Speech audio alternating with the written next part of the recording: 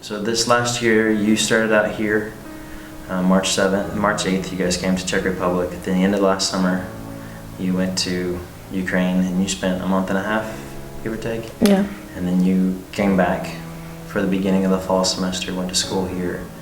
And then last November, Yeah, I think so. you went back into Ukraine and you were there for it was supposed to be a month and a half, but ended up being about 2 months. And in 2 days, we're going back to Ukraine. Okay. So starting October 10th through really January 6th, there were, I think, 14 massive missile attacks across the country. Yes. And you were there in the middle of that. So what was it like living with electricity when you didn't know when the electricity was going to be on or not? So, rule number 1 was to take a shower when you have electricity, because you don't know when will be the next time there will be no electricity. So what do you do when the shower goes off? When you're in the shower and the power goes off? You don't have to tell me. Okay. Just in general. It's scary because I don't see anything. We have a shower with no windows. Okay. So when you're at school and the air raid siren goes off, what happens? So we pack our things, we take our backpacks, and we go to the basement. Okay. And you just continue class? Yeah, we continue class, usually in darkness, with our flashlights. Yeah. That sounds really hard. It is.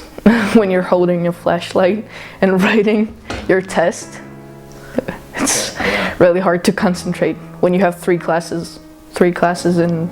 Just all of it in the basement. Yeah, in one room. One table is math class, one table is science class, and one table is English.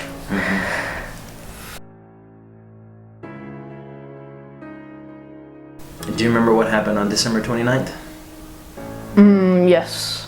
What happened on December 29th? A missile landed really close to our house. So, I remember that day, I was just woken up by this missile because it was really loud. Okay. I usually don't hear explosions because my windows are soundproof for some reason. But this explosion was really loud. I was woken up by it.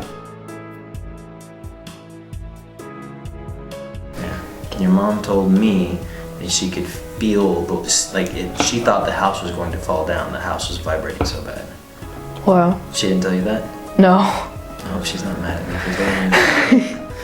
Yeah.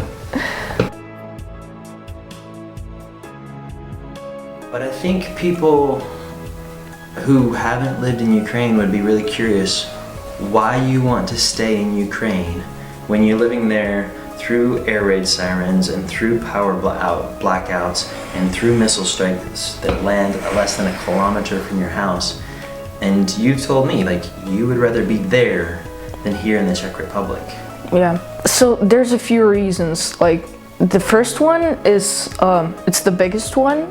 It's actually Ukraine is my home, and the second reason is I feel very guilty not being in Ukraine.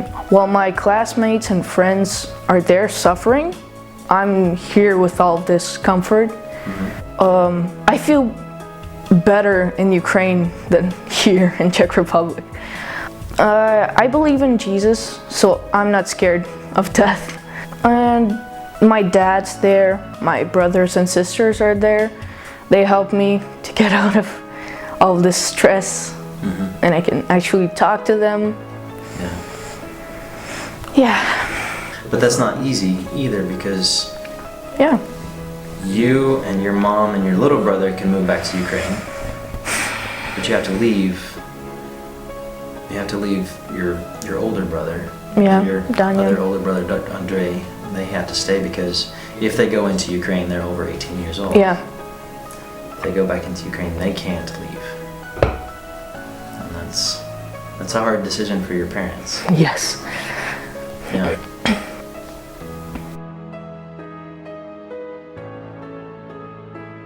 Thank you for that.